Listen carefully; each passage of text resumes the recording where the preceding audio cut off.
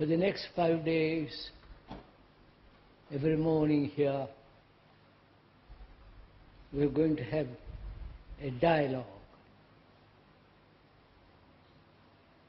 A dialogue means conversation between two people.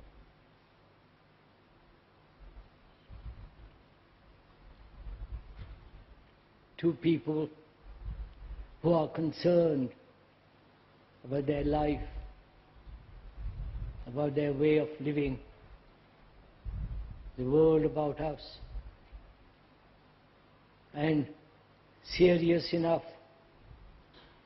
to resolve their problems. And so they are investigating together through a dialogue. Dialecticism is the art of investigation the truth of opinions. The truth of opinions. That's called dialectics. And opinions are judgments, personal evaluations, points of views, and I don't think you can find truth through those means. But perhaps if we are serious enough and concerned and committed to the investigation of our own problems, not theoretically, not in abstraction, but actually that which is happening.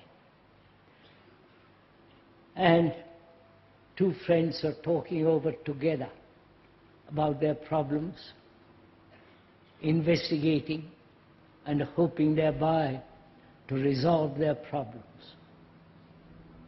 I hope that's clear.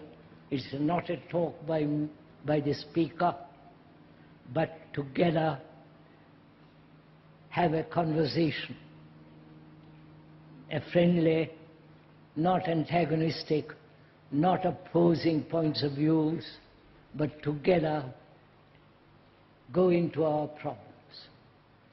So that is the intention of these morning meetings here for the next 5 mornings. And I hope we will do that.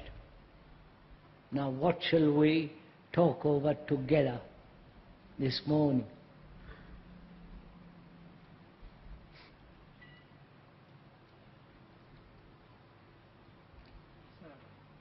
Is it possible to observe thought as it occurs in the present, or when there is observation, the thought is already past?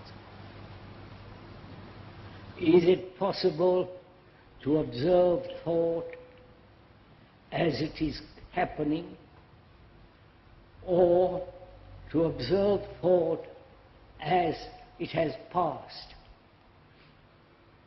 To observe what is thinking as thought arises and observe that, or investigate thought which has already happened. Any other? Please, let's put lots of questions and see which is the best of them, and take one and work it out completely together. Go to the very end of it. So that is the first question. Yes, sir. I was hit by a car when I was 17 years old. You are? What's that? I was struck by an automobile Yes, sir. when I was 17. I've had a great deal of difficulty with energy being stuck in this area of my body. Yes. My leg is for an hour.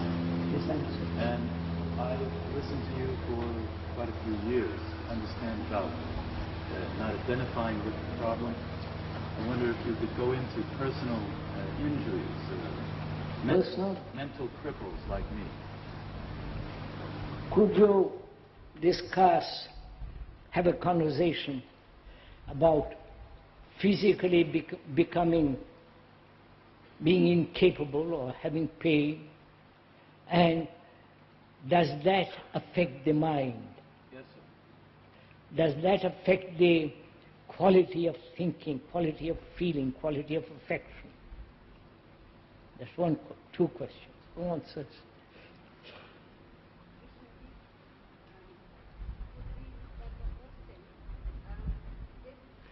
Would you mind talking a little louder? Is psyche just as a thing of the mind only, or has it anything to do with truth? Is there universal psyche? What is this psyche we talk about so often? Does psyche have anything to do with the mind, or is there universal psyche? Psyche? Yes. Psyche of the mind and universal psyche. Is that it? Please, Avanti. The difference between the me and individuality. The me, And individuality. the individuality. All right, sir. The me and individuality.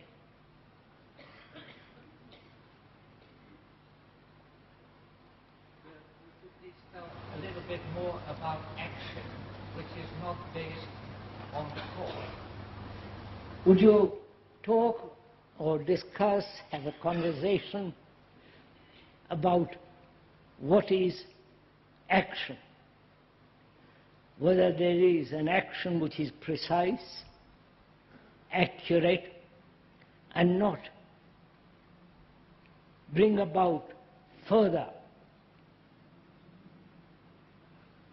actions which will demand greater sorrow, greater problems, and so on.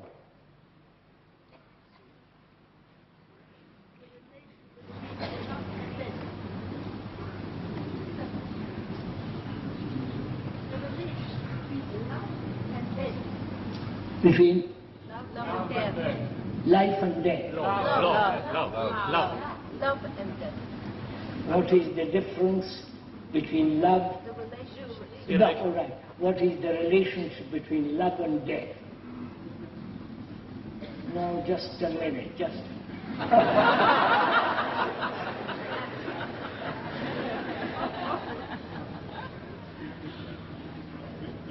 Explore a bit further the relationship between fear and dependence.